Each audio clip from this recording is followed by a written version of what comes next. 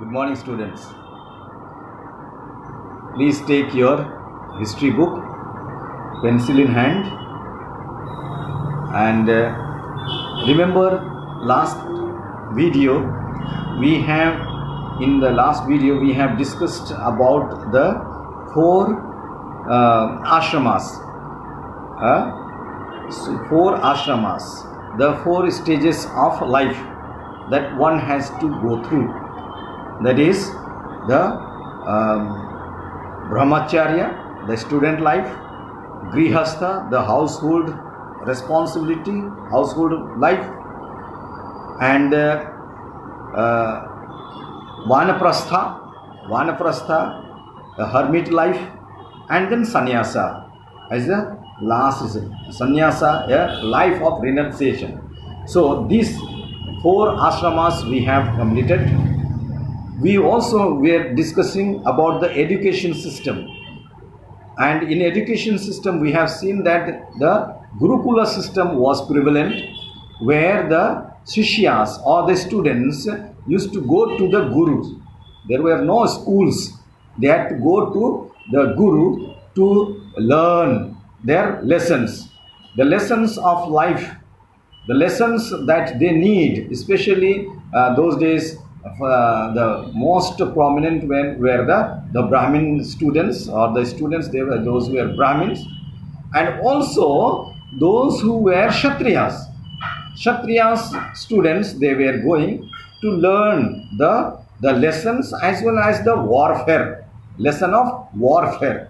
So they were taught how to fight war, how to use the weapons, the most prominent traditional methods. And so surely those days, and the medium of the instruction was Sanskrit.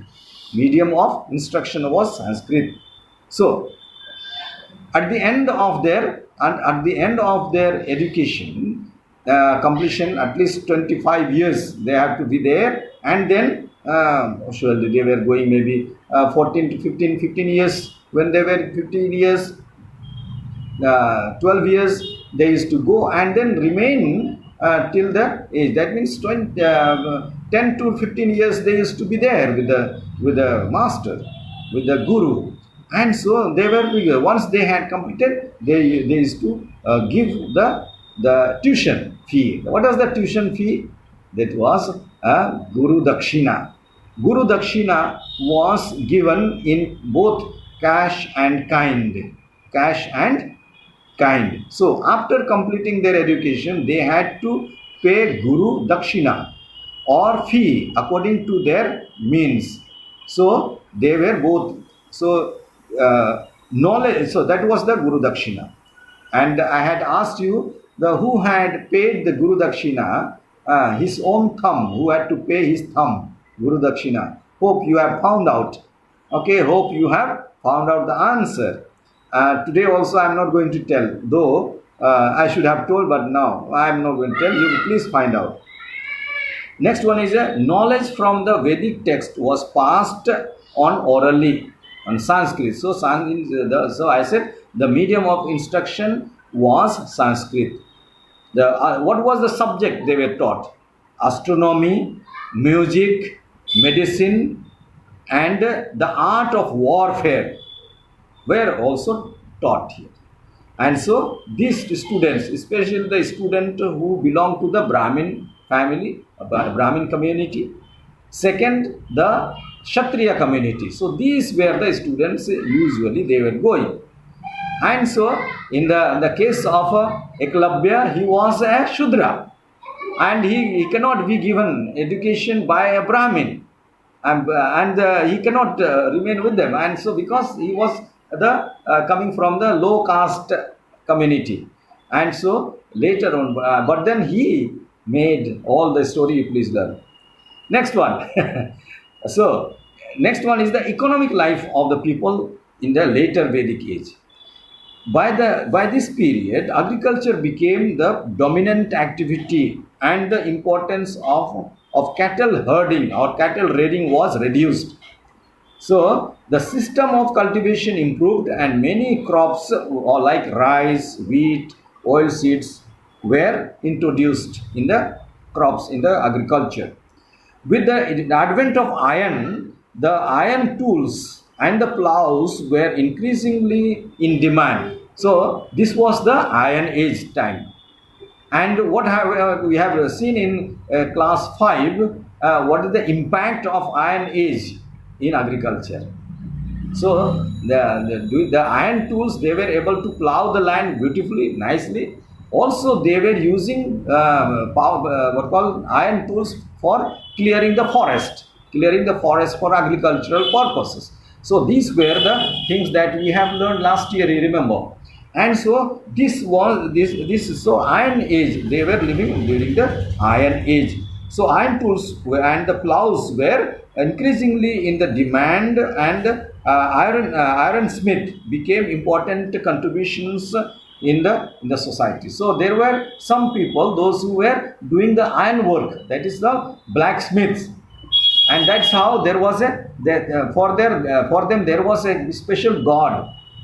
What is the name of the god whose occupation was making the tools? Most of you do the puja also, and so please find out that also. The god who is the patron of the tools, or the tools with which people work. So the carpenter, the fishermen, the herdmen, and the herdsmen and the chariot drivers were skilled professionals, and their services were used extensively. That means they were in a vast, prominently it was used. All these became the special occupations. Fishermen, they had their own community. Herdsmen, they had their own community. The chariot drivers, they had their own community. And then so they were having different communities started coming up. The Atharva Veda, in the Atharva Veda refers both the eastern and the western seas. There was probably a development of trade through the barter system. So this is through the sea route they were going to different other countries and the places. And what was the exchange? The system of exchange was barter. Barter means exchange goods for goods. So this was the system of buying and selling things. So this is what the economic life of the people were. Next one is the religion. What kind of religion they had? In the later Vedic age, many changes took places in religious practices, because they improved there in the system, in the rules and regulations of a society, how to go about in the society, and also the pujas. The early gods lost their importance. The early gods lost their importance, and now a new god started coming up. What were they? They were replaced by Prajapati. Replaced early gods, early nature gods. What were there? It is not mentioned, but they were left. They left that early god, and next the new god started coming. Prajapati and creator. Prajapati means the creator. Vishnu, the preserver, and Rudra or the Shiva is the destroyer. So who came? The Prajapati, Vishnu, that is Prajapati means Brahma, Vishnu and Shiva. These gods came into existence in the later Vedic age. Who came? This was the early god which they were following, the nature god. They left, and new god started. They established new god, and they named it creator god, okay, and then preserver god, that is the savior god, and the destroyer god, who destroys. A creator, preserver, and destroyer god. So Brahma, Vishnu, and Shiva. This was the foundation of Hinduism. This was the foundation of Hinduism. So here we start our Hinduism. Do you understand? In the later Vedic age, not early Vedic age. Hinduism really, as a religion, came into being in the later Vedic age. the mode of worship changed considerably. Prayers continued to be recited, but they ceased to be the dominant mode of appeasing of God.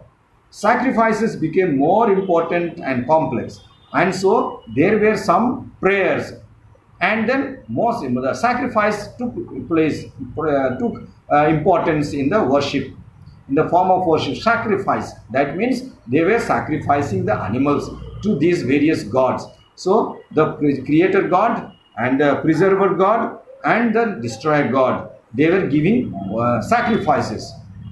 So these were these prayers were not so much, rather than the sacrifice. They were offering sacrifices and recited by the Brahmins, not by the common folk. And so Brahmin had the important role to play in the puja, during the puja. This is what the whole thing about the early Vedic age, later Vedic age. And so remember, this whole lesson deals with the origin of the Hindus. So Vedic age, so how the Vedas were composed, from where these people they came, and then where they settled, and what was the period, and all that we have seen. So it is historically we have seen. I will not make it as a religious way. We have discussed the whole lesson historically. What is there in the book, not anything else. And so please go through this book, and what are the things relevant to the lesson, please learn, and then then learn the question. I will be giving you short questionnaires, so that doing that question, small question, short questionnaire, you will be able to understand the whole lesson. Okay, bye.